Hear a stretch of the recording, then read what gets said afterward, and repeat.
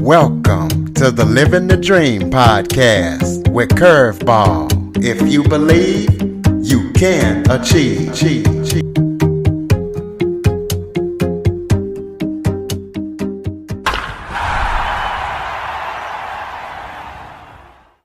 Welcome to the Living the Dream with Curveball podcast, a show where I interview guests that teach, motivate, and inspire. And today we're going to be talking about race in America, as I am joined by retired television executive, corporate trainer, Mike Easterling. Mike is a race and diversity expert. So we're going to be letting him tell his story. And he also does a great podcast. He's going to be talking about that as well. So Mike, thank you so much for joining me today. Thank you, Curtis. Thank you. I really appreciate this. This podcast business is a great way for people to communicate and with people maybe that they wouldn't ordinarily communicate with. So thank you. Absolutely. And why don't you start off by telling everybody a little bit about yourself? Well, my name is Mike Easterling, as you know. I'm well over 50 years old and born in Harlem, really, of Southern parents.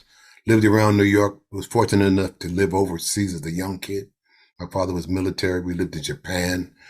Great thing about that was my early ability to see what it's like to be a foreigner. Okay, not visit someplace, but actually live there where the country is somebody else's. And even as a 10-year-old boy, I lived there from 10 to 13, impressionable years. I was able to see something that many Americans don't see. They think the whole world's America. Even Black Americans think that. But I learned early there was so much more to see.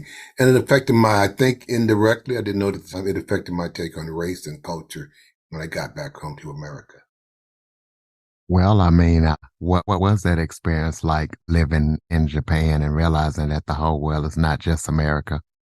Yes.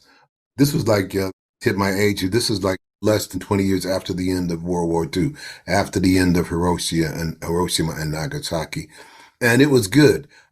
Around the base where we lived, okay, there were signs in English and Japanese. And so that kept the Americans who lived and worked in the base comfortable. They could always find their way around. But if you got like even 5 miles away, I can remember riding my bike. We played with the Japanese kids who knew a little English because they studied it in school, as everybody does. Only Americans are the only people who don't teach. Well, now we were even teaching 2 languages, but most people speak English in their own home language. And so we'd go places. And I remember we rode our bikes, and because everybody rode bikes, older people, younger people, mama-san, papa-san, everybody rode bikes. And we got out and we were riding, and all of a sudden I looked around and all the signs were in Japanese. Everything was in Japanese. And we had gone down roads without these young men with me, these fellow kids with me, I would have never known my way around. So right away I was like, you know what? This is not your land. This is another land. And it just sort of taught me, I guess, indirectly to be respectful of that. And as a result, also, I don't really like any kind of racial or cultural epithets, but I'm sort of super touchy around things like, I'm going to say it here, like chink and slant eye and those kind of things that even we say in the Black community about Asians. And I'm quick to correct my buddies or whatever, like, no, man, we don't say that because those people, we had friends, teachers. Those people became close to me as an individual. So it's the same thing I feel about that as I feel about race. Race I encountered real early, Curtis. I always knew I was a brown child. I was a firstborn, so I was very loved. And we moved from Harlem to Brooklyn. So it was early. It was the projects, Curtis, but I didn't know anything about the projects. You go where your parents take you. Looked very nice with the high-rise building. The trees weren't even in yet. We're sitting around as little kids would do, playing in the dirt and with the trees and the hole that had been dug for the trees. And a little girl says, I'm having a birthday party. And kids say, oh, can I go? I can go. And she said, you can go, and you can come. And you can come.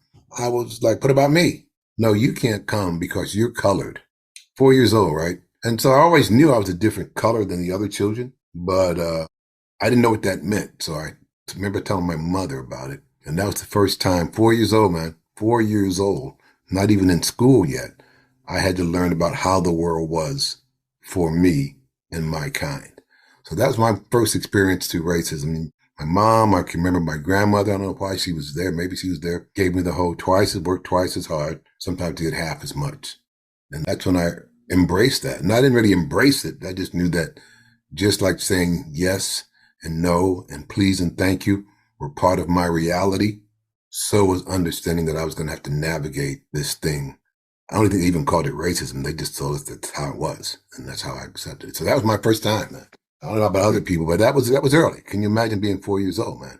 Absolutely. Well, tell us in your opinion what racism is, and do you feel like every incident is a racial Man, incident? that's a great question. Racism to me is really enforcing, dominating, or let me just get this together. Racism is taking one race as a dominant race to another and enforcing their cultures, values, etc. on everybody else to the point of not allowing other people sometimes to have their own cultures and values. Okay, so, but to that said, so by that I mean the way people talk, walk, even hear people say, you're talking white, you're acting white. It's only because people see those values. In fact, there is no such thing as acting white or not, because there is no such thing as black or white. It's just something that's been created that we live with, and it gives the dominant culture power. Is everything racism? You'll be seeing a book that I'm working with an online publisher coming out that says not everything isn't racism. Some things are ignorance, man, are straight up ignorance. People who've never had to be aware of other people's cultures, other people's needs, other people's history, never had to be aware of it, kind of knew of it passingly, but I didn't know it really well. Sometimes those people just say and do ignorant things, and you can't chalk it up to racism. When you chalk everything up to racism, no matter what happens, and this is why I have a problem, and if you listen to our show, we know we try to approach certain racial things, not the way everybody else does, but we'll get to that. But this is why I have a problem with people who will make a living chastising and admonishing and beating up whites for everything, making everything racism. To me, it empowers people. If everything that happens to me negative, I blame on you. Ask Curtis Jackson, Paul. Well, what about the fact that you didn't do well in school? Oh, that's Curtis Jackson. And you got 5 for 3 drop Curtis and his friends. That empowers you, man. That says that Curtis Jackson has power over me in most aspects of my life. And that's just not true. It's not always racist. Sometimes it's ignorant. And I think it's our duty, when we can tactfully, to teach, to point out to people who don't know. Are there things that are flat out racist? Of course, man. Or we wouldn't be talking about it right now. There weren't things that were racist. This would be a topic like, who cares? But in fact, those things are there. Even from the most benign and well-meaning people, there are things that affect race. Tell us in your opinion what bigotry is. Well, bigotry can be both racist, can be both black and white. And there are black bigots and white bigots. And bigots is just ties in with prejudice. I think if you look at one word, you see the other as a word that also, is that a homonym? Is that a synonym? It means the same. Okay. And bigotry is just a prejudice opinion toward a person or a thing, okay, based on how it looks, what the culture is, and what you believe you know about the culture. Bigotry, people will find people who are bigots will have a mindset of all blanks are this way. And that's something that they go into thinking right away. Okay. Hey, your new boss is a woman. Oh God. Every 28 days, we're going to have some kind of problem. That's bigotry and along with ignorance. Hey, your new boss is a black person. Oh, man. Black woman. Oh, God. Angry black woman. I can see now. Hands on their hips. Neck working. That's bigotry. That's prejudice. That's not true about anybody. And black people can do the same thing. I hear your new boss is from the South. And we can go, oh, man, cracker. Okay, cracker. I can see the racism now. Totally unfair. All three of those things I said were totally unfair. That's bigotry. And it can be black or white or Indian. There are Indian people that don't like black people, straight out. They're minority people too, but they don't like black people, at least in America. Bigotry. How does it come into play? If you got somebody if you have a black person who sees because their boss is Southern, that there's going to be racism and favoritism and those kind of things. And he runs into a boss who is Southern, okay, and who's trying to defend that. That's just an uncomfortable situation. On one hand, the black person, everything that happens, he's predisposed to see it as racism, bigotry. On the other hand, the white person is constantly trying to defend people and make people know, hey, I'm not a bigot. I'm not a racist. That's a heavy pressure. Racism puts a heavy pressure on both people. Those people who are feeling the oppression of it and those people who are trying to ride that line that, yes, I'm part of a dominant culture. Yes, I have a white privilege, but not just angry out to get black people racist. Are there those people? Sure. But are most people that way? Probably not. Most people are going along minding their own business. The fact that white privilege exists, they go, it's not my fault, but I'm certainly going to use it. So it's a tough call. And we're like, we're like, well, I don't care what you call it. You can call it black privilege, white privilege. I like to call it equality. So understand that just by the color of your skin, you have privilege that I don't have, but I deserve because I've done everything. You pay taxes, go to school, serve in the military, vote, okay, follow the law, okay, educate your children, and yet I still don't have those things. And that's part of how we live. And I think sometimes people see it. I think sometimes people who are not of color don't see it. It's no need. It's like for me understanding what happens on a ski slope. That doesn't concern me. I'm not going up on the ski slope. If I hear anything bad about it, I'll feel for it a little bit. Okay. If I hear something that's unfair about it, I'll say, hey, that's unfair, but it doesn't affect me because I'm not a skier. And I think some white folks hear about problems that black people have in their schools, churches, etc., but they go, that doesn't affect me because I don't deal with black people at all. And that's why I think people come up ignorant. They don't deal with it. Where do they get their information about who we are?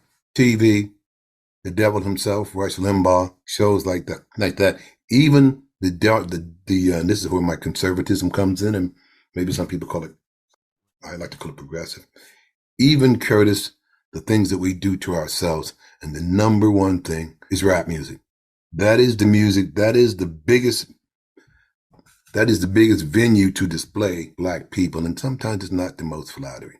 It's a bigger venue. I'm sure more people have probably seen videos of black people singing, dancing, etc., than they have maybe seen videos of Michelle Obama, and she was very, very well known. So that's what it is to me. It's frustrating. I've been on this planet a long time, and it's racism is a very clever thing. My dad used to say to me, "Things are going to change. I won't live to see it. It'll be better for you, Michael." And I say to my boys, things are going to change. I won't live to see it, but it'll be better for you. In fact, Curtis, things have changed, but we have to define the word change. Okay? Really what we want to make sure things do is change for the better. Things have changed. Open racism no longer exists openly. People no longer have to step off the curb for a black man, take their hat off when a white person goes by. People no longer have to call children Mr. Okay? The N-word isn't just hurled around willy-nilly anymore with no. So things have changed, but they've not changed for the better. All they've really done, and that's why I said we have to define the word change. What I would say is that they've just morphed. They've shape-shifted. They've camouflaged and blended in. And so we don't see the racism the way it used to be. As they used to, maybe what the criminal element calls it, taking it underground. Okay, so people no longer have open, or seldom have, open KKK marches and those cross burnings. And when they do, the general population, white and black, usually, other than a small minority, admonishes that and looked upon that with disdain. But it still exists. It's just changed. It's had to change because as the 70s came and people were able to get jobs, like myself, fortunate enough to come out of school at a time where people were looking to hire black people, your relationship with blacks and whites had to change. So things have changed, but they haven't changed for the better. I'm still telling my kids things will change, but I won't live to see it, but maybe they will. And maybe they won't. I think Well, what's your opinion? What's your opinion on police brutality? In the last few years, we've had a few cases. Now, so what's your opinion on that type of stuff? Yeah, and man, Curtis, I'm glad you had me on because you probably picked up on my podcast. I got an opinion about everything. Okay, good or bad, right or wrong, I have an opinion about everything. I think when we look at police brutality, and I go back to when I was a little boy, and cops were from the neighborhood. If they didn't live in the neighborhood, they grew up in the neighborhood. Very few black cops, and I lived in New York City, and there were a few black parts. I remember a little girl I had a crush on. Her daddy was a black police officer, which I thought was just fascinating. The quality of people that are being hired has just gone down. Populations explode. You need more police officers. You have more places to cover. And so you can't get them all from the community. Everybody doesn't want to be a police officer. Okay? And so what you have is people who are exported. They still sometimes come in with the mindset, if you say criminal, okay, see a black person. There's some things that just conjure up images in our mind. Somebody says NBA, you think black person. Somebody says golf, you think tiger, and then you think what? White people. Okay. So there are certain things that just conjure up. You say police, most people think white people. Okay. I think a lot of people come in with the idea that they can do something, but the best way to do it is control the criminal element, which they see is being black people, even some black cops, as we saw. And so I think it's low IQ of police officers, many police officers that affect the others. I think the frustration of the job makes people maybe explode with violence. And I don't think the job has the best people. They just pick the best people they can get. There's a difference between picking the best people and the best people you can get. I don't want to be a police officer. Neither of my two sons do. We're all three educated men right there that decided they aren't going to do it. There was and I apologize for not knowing where this was. I think it's North Carolina A&T, where there is now the police department. They're working with North Carolina A&T, HBCU, to cultivate an area where they can begin to get educated police officers. Okay, police officers who really know that there are things you can do without violence. America's a place that's based on violence. That's why they hug their guns so closely.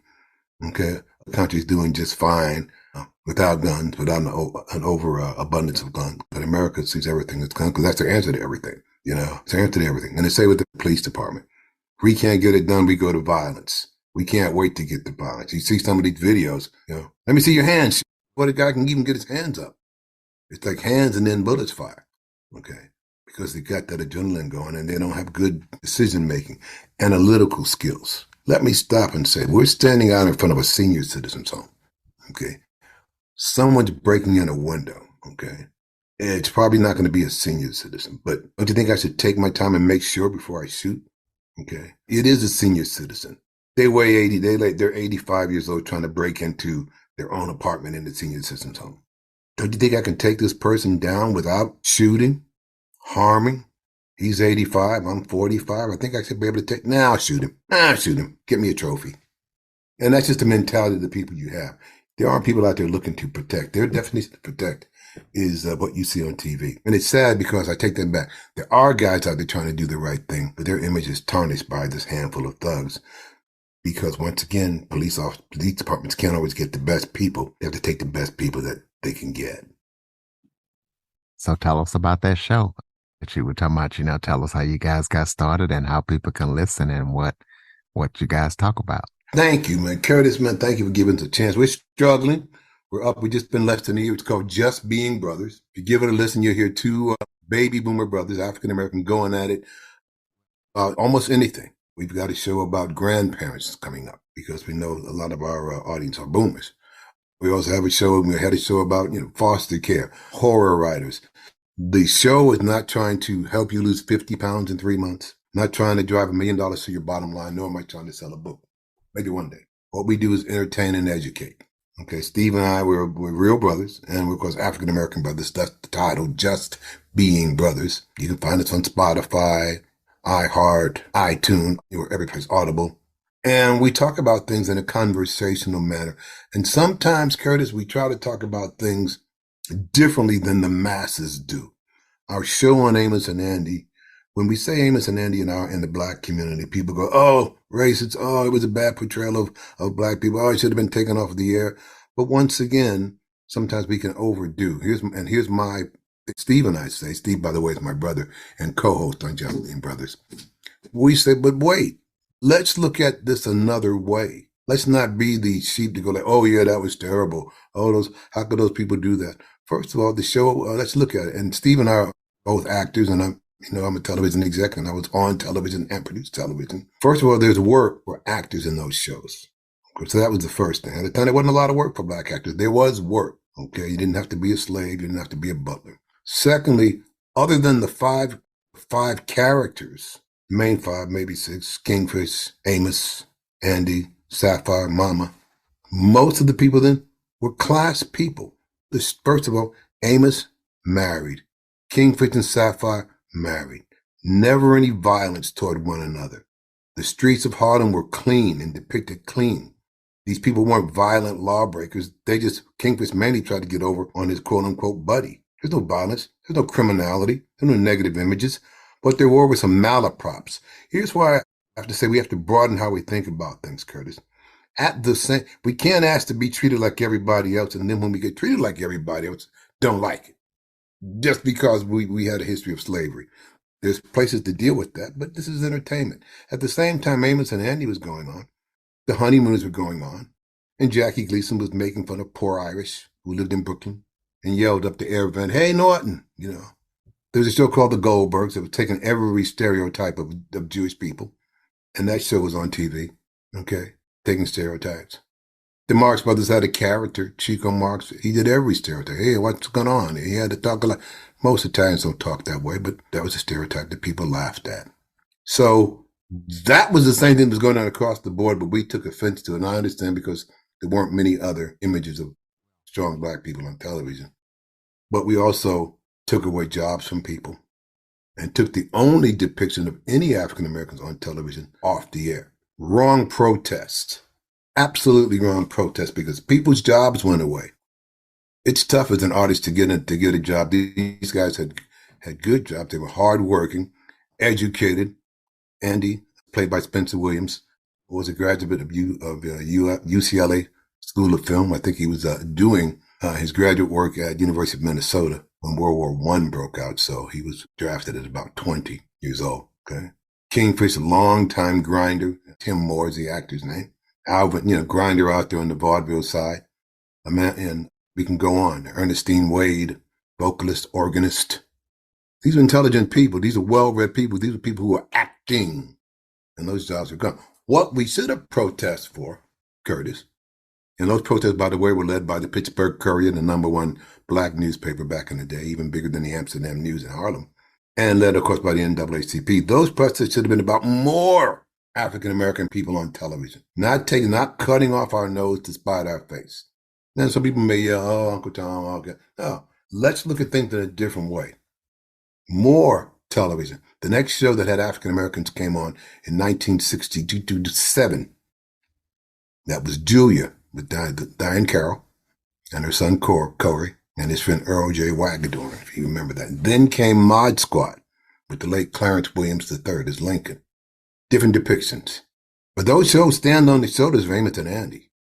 So people can run it down if they want. I choose to look, and I hear that part about images, but I'll say that please don't, as a former TV producer, I'll say, please don't come to television looking for positive role models for your children. That's passing the buck off. You want a positive role model? You be that. Watch programs with your children and talk. I watch more rap when my guy now who's chasing 50 was doing that. And I would ask questions. Why do they say that? Why do they do this? Who was this rapper again? How many times did he get shot? I want to know these things. Okay. I'm just going to pass off role models to TV. Okay. And then get upset when my son is walking around talking that way. I have to be a bigger influence. We have to be a bigger influence. Off the topic a little bit, but not exactly. No, that's absolutely right. And speaking of topics, so you have any upcoming projects that you're working on that people need to know about? Well, we just have, we just did 4 new shows and they're good titles. One of them was with Reverend Denise Gilmore, and she's talking about empowering women, especially black women. That's a pretty good show. The next one that's always out also is one called Sundown Towns. These are towns that still exist in America that were places where black people had to be out, or people of color should be not really welcome after sundown. And people would say, well, yeah, what do you expect from the South? You go down Carolina. No, when we're talking about pockets and communities that have that kind of wink, wink, it's not true. We're not like that kind of reputation. People have a reputation of, well, you don't want to live there if you're black. And even though that's not true, there's nothing legally written about that. Time, culture, legend, okay? The drum, word of mouth says, man, you don't want to live there. And what makes it so real is the white people in those communities are doing nothing to erase that stigma. They're good with it. I'm good with that. No one's rushing to say, no, we're not like that. So those towns still exist. So we talk about those, how we got the sundown towns, and then a couple of weeks from now, or maybe a week from now, we'll have grandparents. And then there's a short Black history piece we have. We've got guests coming up to talk about various and sundry things.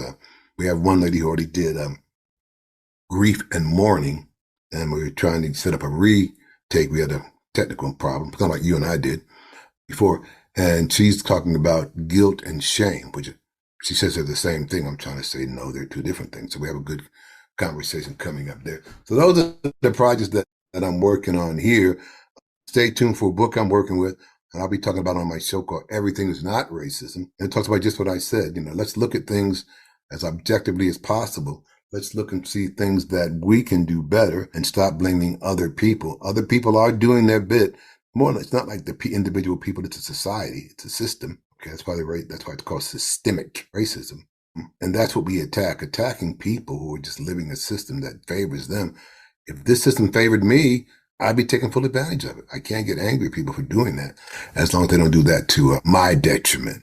Okay, so as long as you want to take care of yourself, great. You want to use white privilege until we can fix that to yourself, great. Just don't use it to my detriment of me and mine and keeping me from having things that are important, which aren't things like sitting next to a white person in a restaurant, which what we thought was important, drinking at the same water fountain as white people, which what we thought was important in the 60s, going to the same schools with them, which we thought was important. And it is, but also things like generational wealth. That when you have a Tulsa, you wipe out generational wealth. That's usually two generations that get hurt. The generation that had the wealth, had the movie theater, had the funeral parlor, had the photography shop in Tulsa, or wherever, they're wiped out. And the generation that comes behind them that could have inherited that is wiped out. Putting us behind two generations in many places, okay, those who have overcome that, and then asking the question of why are you guys so far behind? Okay, part of the systemic racism in America is the inability to see the log in your own eye, that you pick at people who maybe have a splinter in theirs. Racism in this country is something that's created by non-white people, but is up to us to fix. Like, we're not going to fix it. You guys got to fix it. But you guys started it. Yeah, but we're not going to fix it. You fix it. And so that's what that's been our cause from the time since I was 4 years old and a little girl told me I couldn't come to the party. That's who I've been. Well, how can listeners keep up with you guys? You got a website or so we know? We are moving toward a couple. Well, let me talk about something that is, and it's probably months away. But we're looking to do a website, and we're looking to go on the air with certain shows or parts of certain shows by video, and that'll be maybe talking about Q&A that we can't get in the show. I like to keep the shows about 25 to 30 minutes, so we'll have some extra Q&A. There'll be behind the scenes where we're just talking to one another and cutting up. Okay. Giving people a chance to get to know who we are, not just by voice, because if you had heard the show until maybe you listen to the second one, we sound a lot alike. My brother's voice is a lot deeper. That's why he sort of leads the show and I'm his sidekick. Even though in real life, Curtis, I'm the boss. But on the air, he's the boss. He's the lead guy with the deeper voice. So we're looking to do now some things on video and put them on the website. And I'm investigating that now. So that's exciting. Thank you for asking that. So. Absolutely, man. Close us out with some final thoughts. Maybe something I forgot to touch on that you would like to touch on, or just any final thoughts you have for the listeners. Man, just give me a minute to think about. That's a great thing. And having been here, here's how I'll tell you, and I'll give him, I hate to give my whole number away because people go like, oh, he old. And I'm really not, I'm at a certain age, but I'm not old because my mindset won't let me be that. Because age is a state of mind. But I guess the biggest thing that I would lead to people is, number one, be yourself. I've been around, I'd say, well over 50 years, okay? Be yourself, because that's the only person that you've had the most practice being is yourself. From the day you drew your first breath, you were working on being yourself. Why do you want to try to change that now? Why would you go ahead and continue to be the best that you can be at yourself? You have to be yourself because there's nobody else you can be. Everybody else is taken. I can't be Curtis Jackson. He's taken already. He's refined what it takes to be Curtis Jackson. So I'm gonna be like, I might be able to steal a piece of him, a piece of his behavior, a piece of his philosophy on life, but I have to continue to be myself. Other people go like, man, you acting just like Curtis Jackson, which is a great compliment to Curtis, but not really to me, because some people use the word acting like. Be yourself. And that'll get you through a lot of things, including racial things, okay? Difficulties that you have. Be yourself. Stay healthy, okay? But don't watch the late news if you want to sleep because it'll drive you crazy. Curtis, that's all the rest I have is idiocy, man. I appreciate this. Appreciate you. Oh, one other thing, please. Just being brothers. Mike and Steve tackled every topic. Spotify, Apple Podcasts, Podcast Addict. Wherever you listen to Curtis, you can listen to us. Absolutely. Listeners, make sure y'all check out that show. Follow, rate, review, and also follow and rate, review this show. Any topic suggestions or guest ideas, cjackson102 at cox.net. Please be sure to tell a friend about the show. Mm-hmm. Mike, thank you so much for joining me today. Thank you for having me. It's a beautiful day here, and I'm going to probably get out and take my walk. Thanks a lot, man. For more information on the Living the Dream podcast, visit www.djcurveball.com. Until next time, stay focused on living the dream.